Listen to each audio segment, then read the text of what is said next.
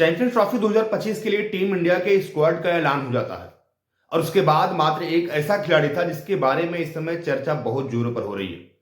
चाहे वो पूर्व क्रिकेटर हो, चाहे टीम इंडिया के फैंस हो, या तमाम तरीके की बातें निकलकर सामने आ रही है कि आखिर संजू सैमसन को चैंपियन ट्रॉफी में मौका क्यों नहीं दिया गया। अब इस पर सुनील गावस्कर ने भी कहा था एक रिपोर्ट में कि यार देखो, संजू सैमसन से अच्छे विकेट कीपर बल्लेबाज ऋषभ पंत है।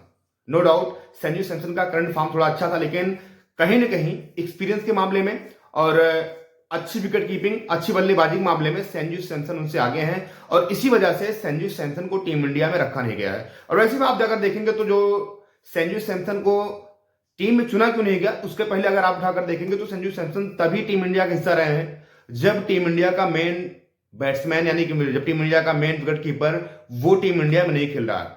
आप देखेंगे तो वर्ल्ड कप में भी संजू सैमसन नहीं थे। वर्ल्ड कप में आपके साथ थे यहां पर केएल राहुल और ईशान किशन।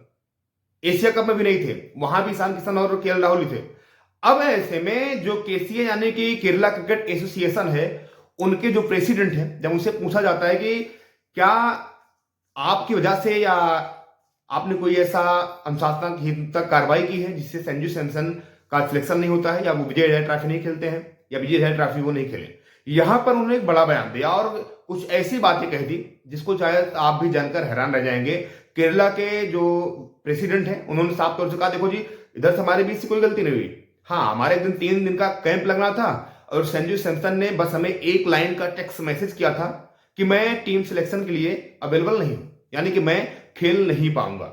उसके बाद कोई बात नहीं, चलो ठीक, इग्नोर कर दिया। लेकिन हम मुझे पता है कि संजू सैमसन के लिए ये 3 दिन के कैंप में रहना कोई बड़ी बात नहीं है, या आप ये कह सकते हैं कि संजू सैमसन का 3 दिन का कैंप ज्वाइन करना उनके लिए उतना महत्वपूर्ण नहीं होगा जितना वो समझ रहे हैं। लेकिन फिर जब उनसे पूछा जाता है कि यार संजू सैमसन विजय हजारे ट्रॉफी ना खेले, क्योंकि संजू सैमसन उस समय कप्तान भी थे, अब कप्तान ही अगर विजय हजारे ट्रॉफी का हिस्सा नहीं है तो ये वाकई में बहुत ही आप कह सकते हैं निराशाजनक बात है।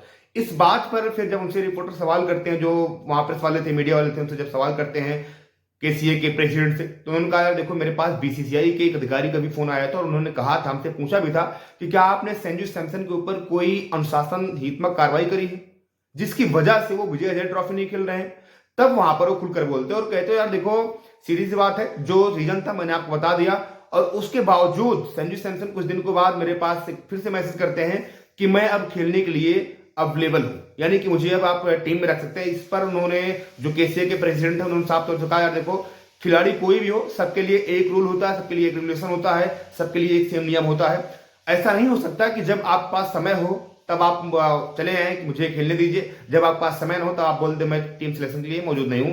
फिर वो खिलाड़ी चाहे संजू सैमसन ही क्यों ना हो, हर किसी को अनुशासन में रहना होगा और हर किसी को ये समझना होगा कि डोमेस्टिक मैच खेलना कितना इंपॉर्टेंट है। या फिर आप ये कह लें कि आपको अगर टीम में रहना है तो आपको अनुशासनात्मक तरीके से रहना पड़ेगा। यह नहीं कि आप 2 दिन बाहर रहेंगे, 2 दिन अंदर रहेंगे, ऐसा यहाँ पर बिल्कुल नहीं चलेगा। लेकिन उसके बावजूद आप देखेंगे तो टीम इंडिया में इस समय संजू सैमसन को अंदर करने की बहुत जोर से मांग चल रही थी, क्योंकि विजय हजारे ट्रॉफी वो उतना अच्छा खेल, मतलब वो खेले ही नहीं थे, वो अपने केरला टीम में कप्तान थे।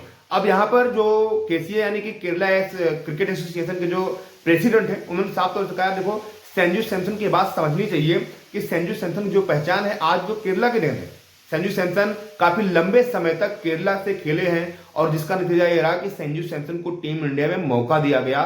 शायद इस बात को भूल रहे हैं कि केरला क्रिकेट का उसमें बहुत बड़ा योगदान रहा है, बहुत बड़ा रोल रहा है अगर संजू सैमसन आज टीम इंडिया की तरफ से खेल रहे हैं तो। अब फिर आप देखेंगे थोड़ा आंकड़ों उठाकर तो संजू सैमसन इसलिए भी नहीं चुने गए क्योंकि आप कह सकते हैं कि एक जब कोई आईसीसी के इवेंट आता है तो वहां पर कहीं ना कहीं संजू सैमसन को इग्नोर भी किया जाता है। जब वो वनडे वर्ल्ड कप आएगा या वनडे रिलेटेड कोई आईसीसी का टूर्नामेंट आता है तब उनको T20 की तरफ बढ़ाया जाता है। जब कोई T20 का टूर्नामेंट होता है आईसीसी का तब उनको वनडे की तरफ बताया जाता है। अब ऐसे में अगर आप देखेंगे तो ऋषभ पंत से अच्छी एवरेज तो ही है यहाँ पर संजू सैमसन की, उनसे अच्छा स्ट्राइक रेट भी है, उनसे आप कह सकते हैं कि विस्फोटक बल्लेबाज भी मिडिल ऑर्डर में। लेकिन संजू सैमसन को आप देखेंगे तो 16 मैच की 14 पारियों में उन्होंने लगभग 550 रन बनाए हैं और दौरान उनका जो एवरेज है वो लगभग 57 का है। स्ट्राइक रेट लगभग 100 करीब है, 1 शतक है और 3 अर्धशतक है। वहीं दूसरी तरफ आप यहां देखेंगे तो ऋषभ पंत का, तो उनका 31 मैचों में 27 पारियों में लगभग 700 कुछ रन है। उनका जो एवरेज है उतना अच्छा नहीं है, लगभग 28 का है और पंत ने 5 अर्धशतक और 1 शतक लगाए हैं। अब यहां पर मामला यही फंसता है कि इन दोनों के ऊपर भी केएल राहुल है। केएल राहुल के पास एक अच्छा अनुभव है। उन्होंने वर्ल्ड कप में शानदार बल्लेबाजी करी थी, उन्होंने एशिया कप में शानदार बल्लेबाजी करी थी, और यही रीजन है कि आप देखेंगे तो केएल राहुल 77 मैच खेल चुके हैं, 77 मैच उनका 49 का एवरेज है, और वनडे में ये एवरेज जो है बहुत बेहतरीन माना जाता है, बहुत शानदार, बहुत अच्छा माना जाता है। इसीलिए कहीं कहीं आप देखेंगे तो इन सब के ऊपर, यानी कि पंत के ऊपर भी, संजू सैमसन के ऊपर भी यहां पर चुना गया केएल राहुल को, क्योंकि केएल राहुल एक अच्छे विकेट कीपर बल्लेबाज भी, उन्होंने पूरे वर्ल्ड कप में विकेट कीपिंग करी थी, और कहीं न कहीं इसी वजह से आप देखेंगे तो जो मुझे लगता है यहाँ पर ऋषभ पंत प्लेइंग 11 का हिस्सा नहीं होंगे, बल्कि प्लेइंग 11 का हिस्सा होंगे यहाँ पर केएल राहुल।